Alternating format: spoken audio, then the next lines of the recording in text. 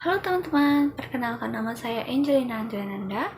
Di sini saya dari kelas 11D ingin menjelaskan materi pembelajaran ekonomi kelas 10, yaitu mengenai sistem pembayaran dan alat pembayaran. Di sini saya akan menjelaskan beberapa materinya, yaitu seperti definisi sistem pembayaran, jenis-jenis sistem pembayaran, peran Bank Indonesia dalam sistem pembayaran, dan alat pembayaran, fungsi uang, pengelola uang dari Bank Indonesia, dan tahapan pengedaran uang. Nah, yang pertama kita akan menjelaskan terlebih dahulu mengenai sistem pembayaran. Sistem pembayaran ini menurut KBBI adalah proses, cara, perbuatan membayar. Adapun yang mendefinisikan pembayaran yaitu sebagai perpindahan nilai antara dua belah pihak. Menurut para ahli, contohnya seperti menurut Goldyan, sistem pembayaran ialah suatu alat dan sarana yang diterapkan dalam setiap melakukan pembayaran secara umum. Lembaga dan organisasi yang mengatur pembayaran tersebut, prosedur operasi dan jaringan komunikasi yang digunakan untuk memulai dan mengirim informasi pembayaran dan pembayaran ke penerima pembayaran dan menyelesaikan pembayaran.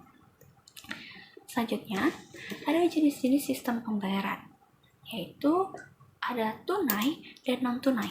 Yang pertama saya akan menjelaskan mengenai tunai terlebih dahulu. Tunai ini berarti sistem yang biasanya terjadi antara kedua belah pihak, baik individu, kelompok, lembaga, maupun negara. Tunai ini biasa dipakai di tempat-tempat yang masih memperjualbelikan barang, seperti pasar, atau toko baju, tempat makanan. Lalu ada sistem pembayaran non-tunai. Non-tunai ini berarti sistem yang tidak menggunakan uang tunai dalam melakukan transaksinya. Sistem pembayaran tunai diperkenalkan dalam transaksi retail pada tahun 1990-an. Nah, non-tunai ini biasanya seperti barter atau tukar-menukar barang sesuai kebutuhan masing-masing. Nah, ada peran bank dalam sistem pembayaran, teman-teman. Peran bank dalam sistem pembayaran itu yang pertama sebagai pemakaian sistem pembayaran, sebagai anggota sistem pembayaran, sebagai penyedia sistem pembayaran, dan sebagai sistem pelindung kepentingan umum. Pada pasal 8 Undang-Undang Nomor 23 Tahun 1999 tentang Bank Indonesia menjelaskan bahwa tugas Bank Indonesia adalah menetapkan dan melakukan kebijakan moneter, mengatur dan menjaga kelancaran sistem pembayaran dan mengatur dan mengawasi bank. Nah, ada juga pasal 15 nomor 23 tahun 1999 tentang Bank Indonesia. Dinyatakan bahwa wewenang Bank Indonesia dalam mengatur dan menjaga kelancaran sistem pembayaran. Yang pertama adalah melaksanakan dan memberikan persetujuan dan izin atas penyelenggaraan jasa sistem pembayaran. Yang kedua ada mewajibkan penyelenggaraan juga jasa sistem pembayaran untuk menyampaikan laporan kegiatan. Yang ketiga, menetapkan penggunaan alat pembayaran. Selanjutnya, ada alat pembayaran. Alat pembayaran ini ada sejarahnya, yaitu sejarah uang. Sejarah uang ini ada beberapa tahap, yaitu ada 8 tahap. Nah, tahap pertamanya adalah tahap pra-industri. Tahap pra-industri ini, pra-barter. Tahap pra-barter ini digunakan oleh zaman dahulu yang masih mencari kehidupannya, untuk memenuhi kehidupannya secara sendiri. Lalu ada tahap barter, yang dimana alat pembayarnya masih saling menukar dengan barang sesuai kebutuhannya. Lalu ada tahap uang barang, yang dimana transaksi menggunakan barang seperti kulit karang, kopi, garam, manik-manik, dan hasil pertanian lainnya.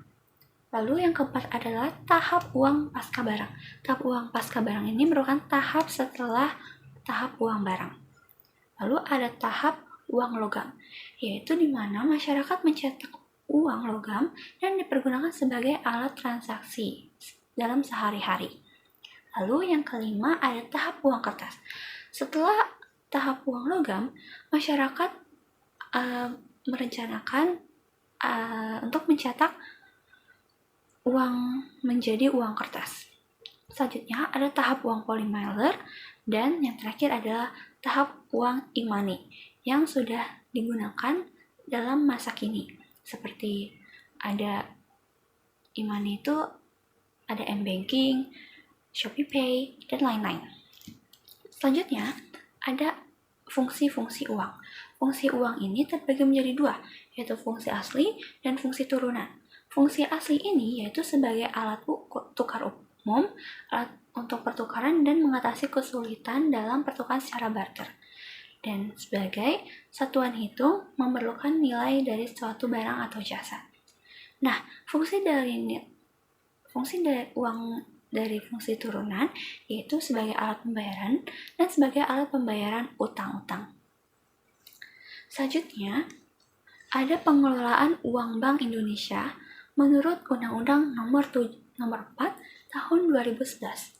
Yang pertama adalah perencanaan, yaitu suatu rangkuman menetapkan bersama jumlah dan jenis pecahannya. Yang kedua ada pencetakan. Setelah perencanaan, Bank Indonesia akan mencetak uang rupiah tersebut menjadi uang fisik. Yang ketiga ada pengeluaran. Suatu rangkaian kegiatan penerbit rupiah sebagai alat pembayaran yang sah di wilayah negara Kesatuan Republik Indonesia. Yang keempat ada pengedaran. Nah, pengedaran ini kegiatan mendistribusikan rupiah di wilayah negara Kesatuan Republik Indonesia. Jadi setelah dicetak dan dikeluarkan, Bank Indonesia bertugas untuk mengedarkan uang-uang tersebut.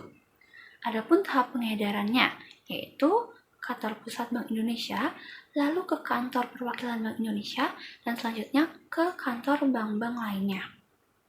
Yang kelima ada pencabutan atau penarikan. Kegiatan pencabutan atau penarikan ini di mana menetapkan rupiah sudah tidak berlaku lagi di wilayah NKRI. Dan yang terakhir adalah pemusnahan.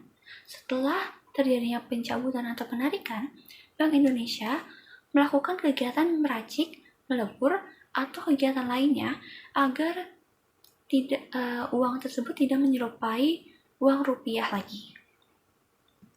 Nah, mungkin materi mengenai bank dan lembaga keuangan bukan bank ini cukup sampai di sini saja. Jika ada kesalahan dalam tutur kata, mohon dimaafkan, dan semoga materi yang dapat saya sampaikan kali ini dapat bermanfaat bagi kalian semua. Terima kasih teman-teman.